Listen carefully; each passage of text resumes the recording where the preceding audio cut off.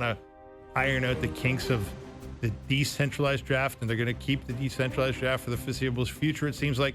But it was not a good viewing experience. Well, that's you're talking about the TV show. Yeah, absolutely. But the TV show is the draft. That's what the exactly. And the other one was a nice sort of family gathering with the hockey community. I used to love going to because you'd run into all kinds of hockey people. But I think they got trapped by trying to keep what they thought were prime elements from the way it was, and that would be the team greeting the player in the little room there, which was awkward as heck. Well, they did it by Zoom call. Yeah, it's just awkward. It's not good television. And then, of course, the player comes out and gets interviewed by somebody else. Just have the interview. Like, trim that back. Here's my thing for broadcasters. I'm not a broadcaster. I'm not a broadcast executive, and I'm barely a broadcaster. But my thing is just as a viewer, no one wants to watch a televised Zoom call. Okay? No. Nobody wants to watch a televised. Most people on Zoom calls don't want to watch it, yes. let alone the viewing audience. Exactly. Yeah, that's just awkward as heck. Really there's the delay. Yeah. We should do that here. Count to 3 when I ask you a question. Luckily, this is not on Zoom. The show would be even worse, and that's hard to imagine. Yeah, well, we've all worked with delays in the past. They're not very exciting. And if you're watching it, even less exciting. So we both agree that's a no guy. Yes guy, no guy. Where are we at? Number 5. The Home Run Derby is the best all-star skill competition, i.e. the 3-point contest, dunk competition, NHL skills competition. The Home Run Derby is the best of all that. I'm probably against the grain on this, but I'm a yes guy on this. I love dingers. I'll watch dingers all night, and I really enjoy the Home Run Derby. I always have. The big family event around our house. We get the peanuts and the Cracker Jack, and we hunker down and really build a little Home Run Derby pool and lay our bets and have some fun. But maybe we're weirdos, but I kind of enjoy it. Not that I don't enjoy. Like, I still enjoy the 3-point contest. It's a lot of fun. But now that Steph doesn't go in it, hasn't been as good, and nobody really good goes in the dunk contest. At least not very often. So it's a low bar, but I'm going to give it to the Home Run Derby. I'm going to say no guy. I'm an anti-all-star break gimmick guy. I just don't. You don't like any of them? No, I don't. I never watched them.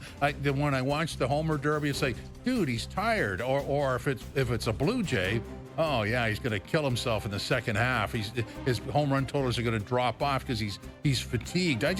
It's an uncomfortable view for me. Okay. But the way you mapped it out with the family thing and sort of the wagering line or the in-house pool, that works. You're in the majority. I think I'm definitely an outlier on this because I've expressed this opinion before and been absolutely hammered for it. But you know what? It's just how I feel, and I'm sticking to it. And same for the 3-point. It's great, and then all of a sudden, what's it worth? Yeah. It's like disposable entertainment. Yeah. As soon as it's over, it's over. You know what? The only good thing about those things is you do get some occasional classic moments. You get a Vince Carter doing what he did 25 years ago. You get a Steph Curry doing something special. You get I really love the one where they had Steph versus Sabrina there. With the crossover between the WNBA and the NBA. Those things, I think those things have a potential to be really fun.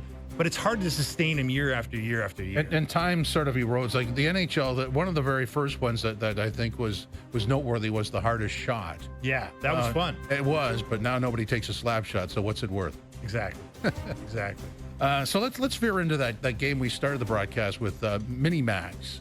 So let's apply it to the Toronto Maple Leafs. Just assuming or going with what they have now and starting the season, what's the minimum, in your opinion, they should do going forward that you'll accept? The minimum they should do going forward is to acquire the top 6 forward the GM says he's going to acquire.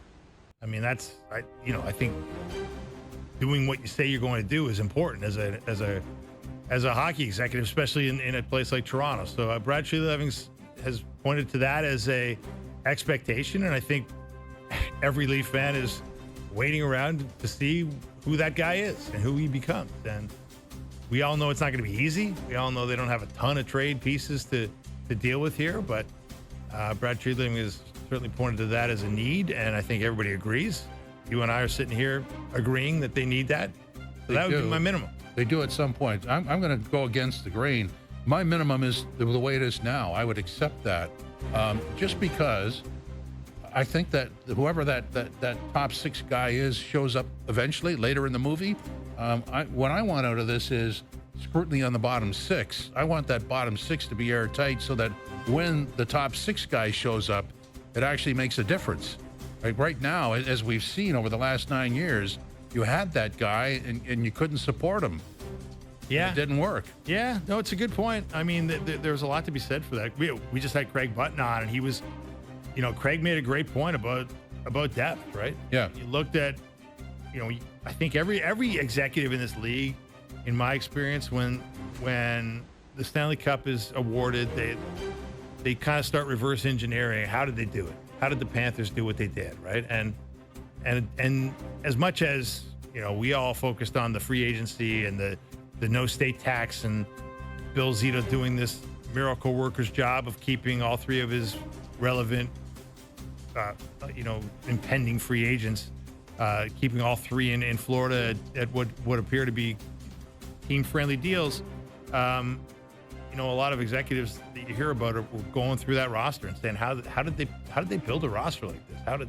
It's not just about the guys at the top of it, right? It's about the depth of this roster and the contributors they got throughout the playoffs, which kind of made like the third and fourth line on a lot of nights stars. Oh, that third line's a meat grinder. Third line was their best line on a lot of nights. Oh, boy. And then, we all know about the turning point of the way, Maurice deployed that fourth line and what it meant to him and to that team. So you're right. It's a big factor here for the Leafs. They didn't get enough out of those guys in the playoffs by any measure. And the question is, how do you get more, right? Yeah. I mean, if at the end of the day, before the season starts, they've got a bona fide meat grinder third line, that takes care of a lot of stuff. Because to me, that sample size, if you want to go back over all those losses to Boston, especially the early part of the run, the early part of the 9-year sample size, it was the third and fourth line that got eaten alive. Well, except for when Kadri was there, but of course he got suspended. But I mean, that was a big factor for the Bruins. Yeah, I agree. And here's the other the storyline that to me has kind of gone underplayed is, Max Pacioretty. If they lose him, like if he's not back, I mean, he was huge in that playoff run. Yes, he was. I mean, he had some really big moments. 8 points in 11 games. We all know about the big moments, but you start looking down the lineup, like, Scott Laughton, there was a lot of made, as Craig Button was pointing out, there was a lot made of Scott Laughton coming to town. Yep. And what did he end up with? 0 goals, 2 assists in 13 games. He wound up in the fourth line. There was a lot made of Steven Lorentz re-signing. What did he have in the playoffs? 0 goals, 2 assists, 2 points. I mean, we've talked about, David Kampf obviously being expendable because he only played in one playoff game. But we talked about Bobby McMahon. Like, does he deserve that spot as a top 6 left winger? What was his playoff output? 0 goals, 3 assists. Bobby McMahon, a guy who prides himself on popping in a goal now and then, didn't get one in the playoffs. He could be, if he could up that game where it's consistent, that could plug a big hole. Yeah, I think that's a great point you make. Like, they're going to need. You can ask the GM to perform, a great service to the roster by adding another player, and I think that's expected. I think that should at some happen. point. Yep. But clearly they're going to need some of these guys to do more. that are on the existing roster. It's sort of like a cast call that we talked about this before about the top right winger and the second line left winger, but really it puts pressure on those who's ever on the third and fourth line to deliver. And if they continue to be inconsistent, I think you have to look at moving some of those guys out. Without a doubt. So what is the max for you? The Leaf max? I mean, I guess the Leaf max would be more, if you're talking about changing the DNA. And I think you get, listening to Brad Treliving, he did an interview on Overdrive on free agency day, and he's done a handful of interviews since he uttered that phrase, change the DNA. Yeah. I think he probably wants to walk that back a little bit because I think a lot of us interpret it as change a lot of personnel, right? Because DNA kind of implies. But he did say like the entire organization. So that sort of dissipated some of the blame, I guess. But I don't know, is somebody not on the ice responsible for that? Exactly. So my thing would be, but I think there's a lot of people who believe that, moving one, like essentially having one of the core four leave for for not nothing, because you did get something back in the form of Wah, but you need to do more. So would it be a trade of of a significant piece that's been here a long time? Would it, I guess the one that gets brought up a lot would be Morgan Riley. Now Morgan Riley would have a lot to say about that because he's got a no trade clause. But it has to be somebody of value. He's got value. Yeah, he's got value. He's got a lot of life left in those legs. It would, I think if you really want the dynamic to change more, my max would be change more of the guys who've been here a long time and see if the dynamic changes.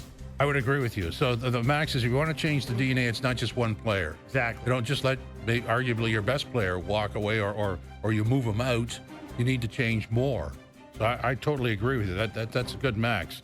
Coming up at the top of the hour, Mike Farron from MLB Network. Also, we have Ryan Dinwiddie, coach of the Argos, who have the bye week.